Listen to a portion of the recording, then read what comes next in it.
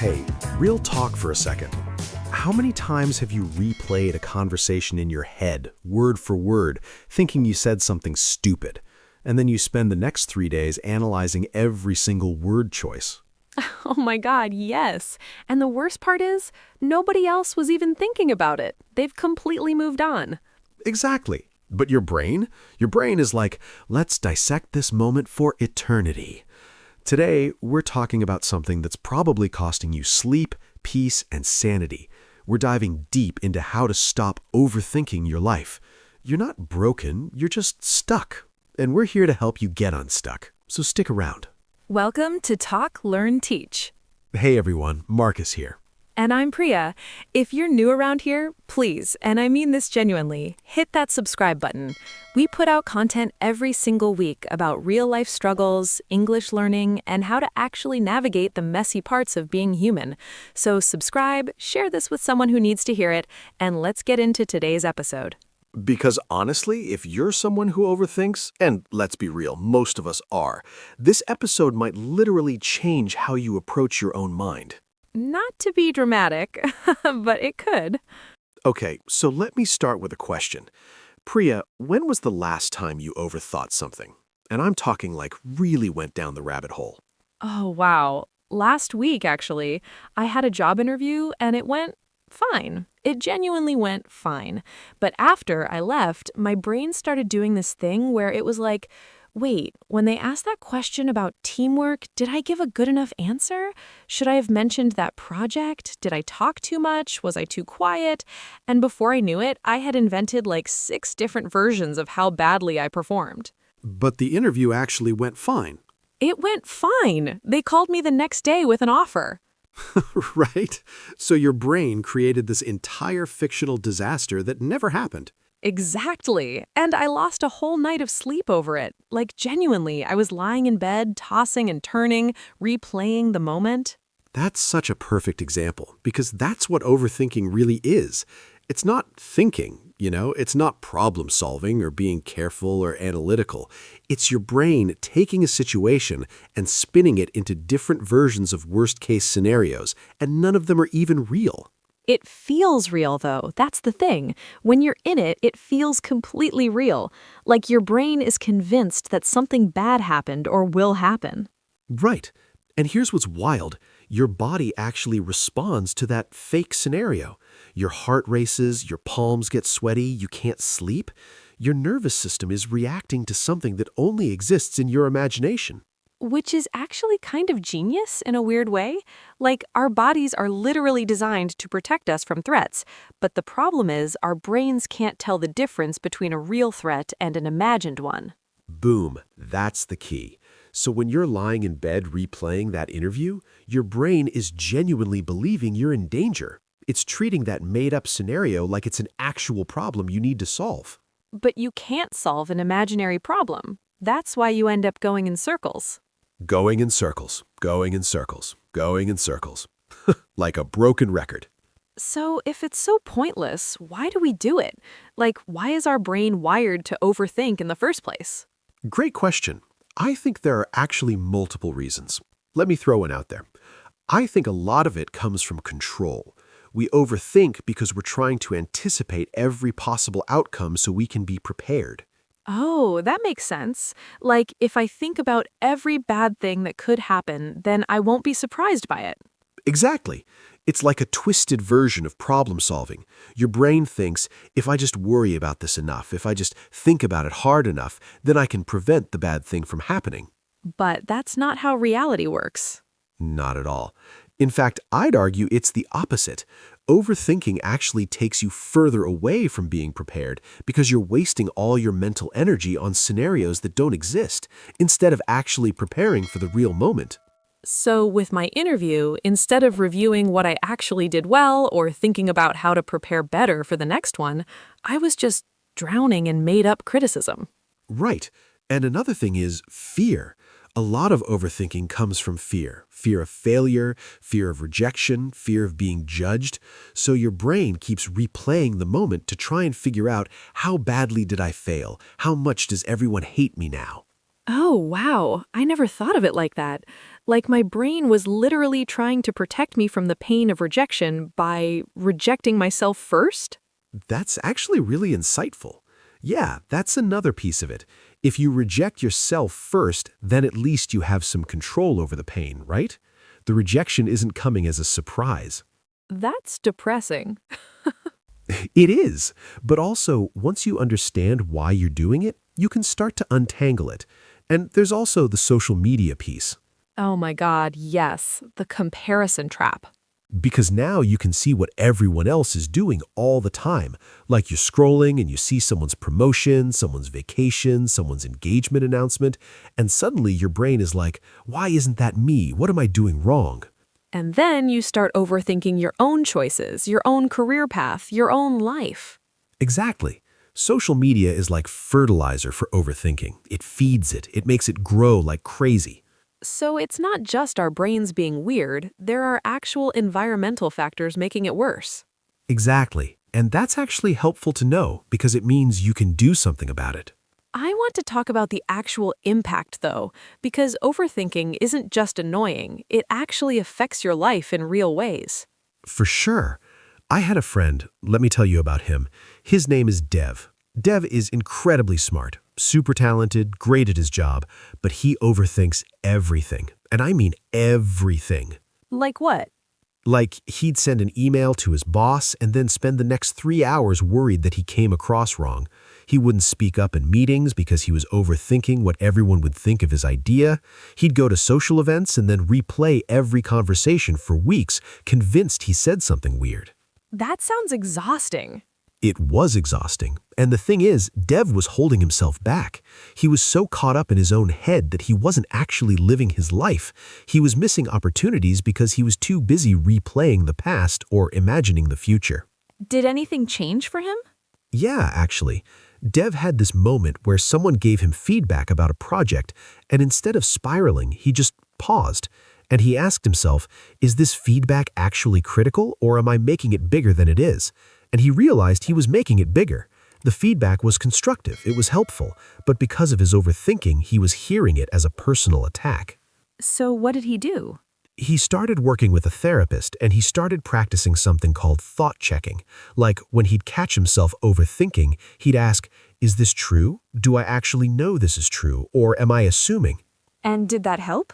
It really did. It took a while, but slowly he got better at catching himself in the overthinking spiral before it took over his whole day. Now he's actually getting opportunities because he's finally able to show up fully instead of being trapped in his head. That's actually really hopeful, because it sounds like it's not permanent, like it's not just how we are. No, it's not. And that's important. Overthinking is a habit.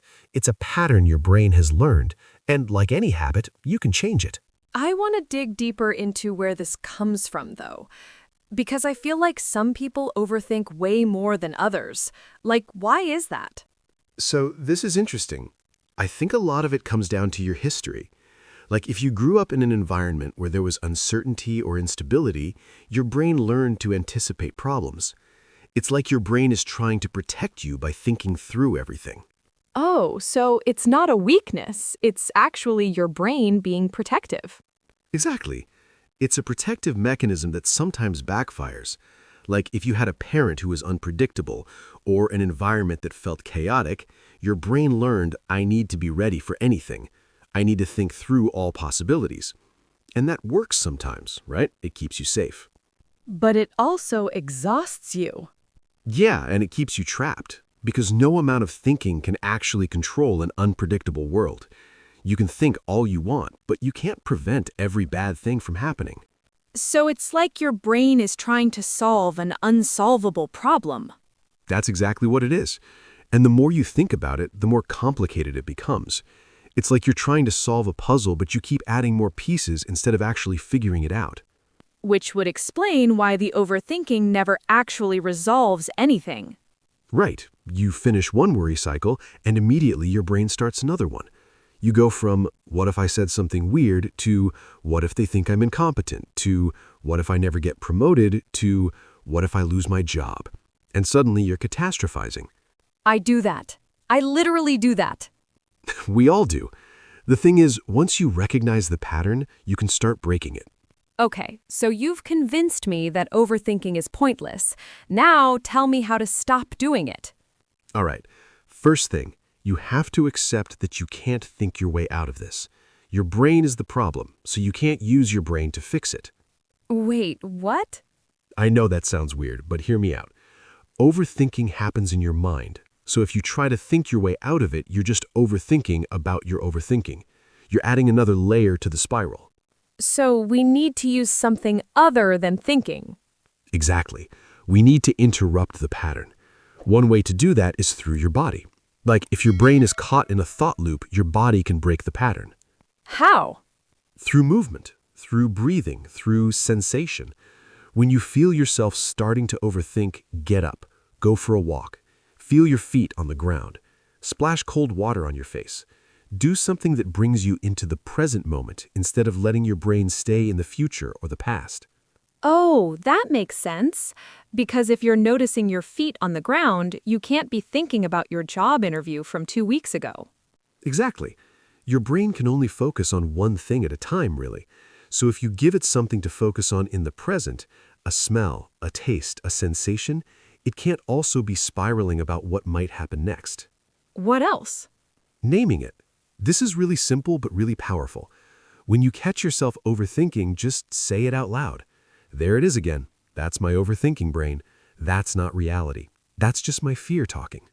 Does that actually work? It sounds simple, right? But yes, it works because you're creating distance between yourself and the thought. You're not the thought. You're the person noticing the thought. That's different. That's actually profound. And here's another one. Time boxing. Give yourself a designated overthinking time. Like instead of letting it take over all day, you say, okay, I'm going to worry about this for exactly 10 minutes and then I'm moving on. That seems like it would be hard, like telling yourself to stop thinking about something you're anxious about. It is hard at first. But the thing is, most of the time when you time box it like that, you spend 2 minutes worrying and then you're like, actually, I'm bored with this now. Because the worry isn't actually engaging. It's just repetitive. So the worry only feels important and necessary because you're not putting limits on it. Exactly. And also, something I learned that really helped is asking yourself the right questions. Instead of, what if everything goes wrong, ask, what would I do if that happened? Could I handle it? Oh, that's different. Yeah, because most of the time the answer is yes, you could handle it. Maybe it wouldn't be ideal, but you'd figure it out. You're more resilient than you think. I like that. So you're basically flipping the question from catastrophe-focused to capability-focused. Boom, that's it. But here's the thing that I think is the hardest part. Even if you do all that, you interrupt the pattern, you ask better questions, there's still uncertainty in life, right? You still don't know how things will turn out. That's the real thing, isn't it? Yeah, like you can do everything right and still fail. You can prepare for everything and still have it go wrong. So how do you make peace with that? That's where acceptance comes in, and this is the part that actually changes everything. Tell me. Acceptance doesn't mean giving up. It means acknowledging that you can't control everything. And paradoxically, that's actually liberating. Because once you stop trying to control the uncontrollable, you can actually focus on what you can control. Which is? Your effort, your intention, your response. Like, you can't control whether someone likes your idea, but you can control whether you share it thoughtfully. You can't control whether you get the job, but you can control your interview preparation. You can't control the outcome, but you can control the input. So the overthinking is like you're trying to control the output. Exactly. And it never works, but people keep trying because they're terrified of the uncertainty. I would be terrified if I just accepted that I can't control things. Right? That's what I thought too, but actually it's the opposite. Once you accept that you can't control things, you feel calmer because you stop wasting energy on the impossible. You're like, okay, I did what I could. Now I'm going to let it play out. That sounds peaceful. It is, but it's an ongoing practice. Like, you don't just accept it once and then you're done. You have to keep choosing it. Every time you feel that panic rising. every single time. And it gets easier. The more you practice accepting uncertainty, the more you realize that nothing terrible actually happens. Or if it does, you handle it. And then you're like, oh, I was worried about this for nothing. But then there are real problems too, right? Like, not everything is in our head. True. Real problems exist, but overthinking isn't solving real problems. It's just making you miserable. Real problem solving is like, okay, what's the actual issue? What's one concrete step I can take? And then you take that step and you move on. Overthinking is like, what if this? What if that? What if this other thing? And you never actually solve anything. So the difference is between thinking and overthinking is taking action. In a way, yeah. Thinking that leads somewhere is thinking followed by action. Overthinking is thinking that just loops and never goes anywhere. Okay, so let's give people some actual things they can do, like right now. If someone is listening to this and they're in an overthinking spiral today, what should they do? Number 1, stop what you're doing. Like actually pause. If you're on your phone, put it down. Close your laptop. Get up. Then what? Take 5 deep breaths. And I mean really deep. Like breathe in for 4 counts, hold for 4 counts, breathe out for 4 counts. This signals to your nervous system that you're safe. Because when you're overthinking, your nervous system is in fight or flight mode. Exactly. You're literally in a stress state. So you have to calm your nervous system down before anything else can shift. What else? Talk to someone. Call a friend. Text your partner. Tell them what's going on in your head. Sometimes just saying it out loud changes how it feels. Because when you say it out loud, you hear how irrational it might be. Exactly. You're like, okay, I'm worried that my boss thinks I'm incompetent because I made one small mistake. Hearing yourself say that, you're like, oh, okay, that's not rational. And then your friend might be like, one small mistake doesn't define your competence. Right. You get perspective. And perspective is like kryptonite for overthinking. What else? Anything else? Write it down. Literally. Take a piece of paper and write down every worry in your head. Just dump it all on the paper. Don't organize it, don't fix it, just write. Does that help? It helps because it gets it out of your head and puts it on paper.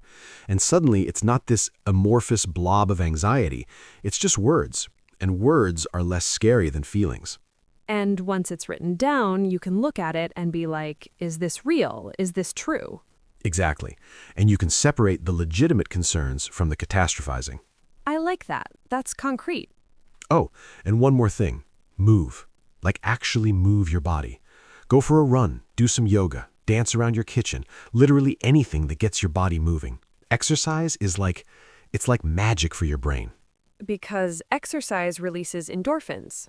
Yeah, but also because it's hard to be in your head when your body is engaged. Like when you're running, you're focused on your breath, your pace, the ground. You're not thinking about your interview from 2 weeks ago. Plus, you're exhausted afterwards, so you actually sleep. That too. Okay, but these are all kind of quick fixes, right? For when you're in the moment. What about long term? Like, how do you actually change the pattern? Great question, because that's the real work. The quick fixes are helpful, but if you want to actually stop being an overthinker, you have to retrain your brain. How? Repetition. You have to notice the pattern, and then you have to choose something different, over and over. And eventually, the new pattern becomes the default. So, like, every time you catch yourself overthinking, instead of spiraling, you do one of those tools we mentioned. Exactly. And it's weird at first because you're doing something that doesn't feel natural, but after a while, it becomes automatic. How long does that take? I wish I could tell you it's like 30 days and you're fixed, but I think it's different for everyone. I'd say for most people, if they're consistent, they can see real change in a few months. That's not too bad. No, and here's the thing. You don't have to wait until you're perfect to start feeling better. Like even after a few weeks of practicing these tools, you're going to notice that your anxiety level is lower, your sleep is better, you have more peace. So it's incremental. Yeah, and that's actually better because you're not setting yourself up for failure with some impossible goal. You're just like, okay, this week I'm going to notice my overthinking one more time than I did last week, and I'm going to do one of these tools. That's it. That's actually doable. It really is. And something I've noticed is that once you start to see change, you get motivated to keep going. Because you're like, oh wow, I actually can do this. My brain isn't broken, I just needed different tools. Right, because you prove to yourself that it's possible. Exactly. You prove that you're not your overthinking. You're the person who can observe your overthinking and choose something different. I want to touch on something, though, because underneath all the overthinking, there's usually something real, right? Like there's usually a real fear or a real concern. Yeah, that's the thing that people don't always talk about. Like with my interview, I wasn't just overthinking for no reason. I genuinely care about doing well. I genuinely don't want to fail or be seen as incompetent. Right. So the overthinking isn't coming out of nowhere. It's coming from something that matters to you. So when you're telling people to stop overthinking, are you telling them to stop caring? No, not at all. That's the nuance that gets lost sometimes. You can care deeply about something and still not overthink it. How? By channeling that care into action instead of into worry. Like you care about your career, so you prepare well, you do your best, and then you let it go. That's caring without overthinking. But overthinking feels like caring. I know. That's the trap. Overthinking feels like you're doing something productive because you're thinking about it, but really you're just suffering. So the emotional truth is that the person is trying to protect something they love. Exactly. Your brain is like, this matters to you, so let me think about all the ways this could go wrong so we can be prepared. It's coming from a protective place, but it's misdirected. So instead of just telling someone to stop worrying, you have to acknowledge that what they care about is real, and then help them express that care in a healthier way. Yeah, and that's actually compassionate. Like if you recognize that beneath someone's overthinking is actually love or concern or a desire to do well, you can be gentler with yourself about it. That's really important. It is, because shame about overthinking just feeds the problem. You're like, I'm stupid for worrying about this. And then you feel worse, and then you overthink more. It's a cycle. It's a cycle. But if you're like, okay, I care about this, that's good. And I'm overthinking about it, which is my brain's way of trying to protect me, but I'm going to channel this care in a different way, then you're treating yourself with kindness, and you're actually solving the problem. So let me just recap, because this was a lot. The main things are overthinking isn't thinking, it's a protective mechanism that backfires. It comes from fear and a desire to control things you can't control. Right. And the tools include interrupting the pattern with your body, asking better questions, time-boxing your worry, and accepting that uncertainty exists. And the real, long-term work is retraining your brain to recognize overthinking and choose something different. Exactly. And underneath it all, there's usually something real that you care about, so you honor that care while you stop letting it destroy your peace. I actually feel calmer just having talked through this. Right? Imagine what you'll feel like once you actually apply it to your life. Oh my God, the freedom. For real. Okay, but before we wrap up, I do want to say something to everyone listening. If you've been identifying with the overthinking pattern, know that you're not alone. Most of us do this. You're not broken. Your brain is actually trying to help you. It's just using an outdated strategy. And the fact that you're listening to this, that you're thinking about this, that's already the first step. You're becoming aware of the pattern, and awareness is everything. So be patient with yourself. This isn't something you fix overnight, but it is something you can change. One small step at a time. All right, everyone. Thank you so much for hanging with us today. If this resonated with you, please hit that subscribe button. We're Talk, Learn, Teach, and we put out content every single week about real-life struggles, personal growth, and English learning. And seriously, share this episode with someone you know who overthinks, because if it helped you, it could help them too. Also, we want to hear from you. Drop a comment and tell us what's something you've been overthinking lately. Or better yet, tell us about a time when you actually managed to stop overthinking something and how that felt. We read every single comment, and honestly, your stories inspire us. They remind us that we're all going through this together. And who knows, your story might be exactly what someone else needs to hear. Okay, getting a little emotional here? I know, right? But it's true. Before you go, one last thought. Next time you feel that overthinking spiral starting, remember what we talked about. Pause, breathe, move, get perspective, and remind yourself that you're not your thoughts. You're the person noticing the thoughts. You're more in control than you think. And you've got this. Subscribe to Talk, Learn, Teach. Comment your thoughts. Tell us your story. We'll see you next week with another conversation about real life. Until then, be kind to yourself. Your overthinking brain is just trying to protect you, but you've got better strategies now. Keep leaping forward. Thank you for being here. We'll talk to you soon.